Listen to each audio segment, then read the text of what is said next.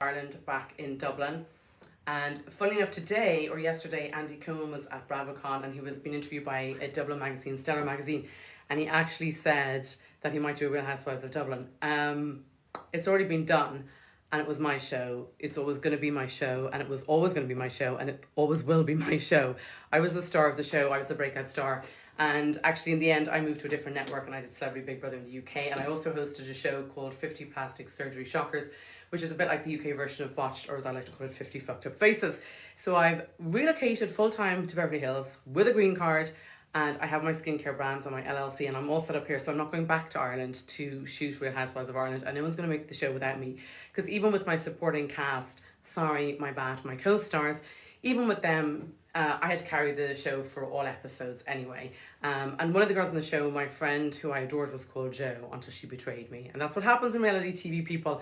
So I have her in my phone as Jodis. I'm just keeping an eye on the comments. Jodis, to remind me of the betrayal. And then my real nemesis was a girl called Virginia McCarry, or as I like to call her, Vagina Macaroni. And I was always getting Botox or doing Botox or whatever. In fact, I've done more the British tabloids dubbed me Dr. Botox because I've shot up more faces than LeBron James has shot threes. And I've also been the one person who's done more Botox on reality TVs across the pond than anyone. Like I said, I'm coming to you live from downtown Beverly Hills. I'm in the office, it's late. I'm kind of on the American work vibe, which I love. It's just work, work, work, work, work. And again, if you do something you like, you'll never work a day in your life. So let's talk about skincare products. This is Dermaface MD Hyaluronic Acid Serum 1,000 times, 1000x. It attracts 1,000 times its weight in water. We all know about hyaluronic molecules.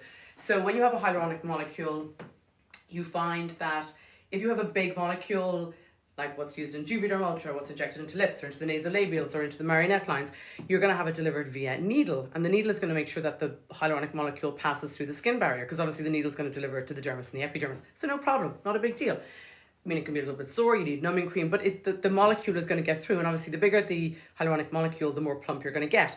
And each hyaluronic molecule attracts 1,000 times in weight. Each hyaluronic molecule attracts 1,000 times its weight in water. I beg your pardon. So that's fine when it's been injected, but what's the problem when you have a topical? You're kind of patting it on the face. You tend to pat it on wet skin and then follow it with a moisturizer. So here I have the Aerospace MD Oxygenation Moisturizer. I also have a face and neck moisturizer and a stem cell moisturizer coming later in this month. But here's the deal. You pat this onto wet skin and you put your fingers and toes crossed and hope it goes through. So what you really need is someone formulating this product that understands hyaluronic. I've injected more hyaluronic than, like I said, than LeBron James has shot threes. I probably have. Thousands of hours. So I understand hyaluronic.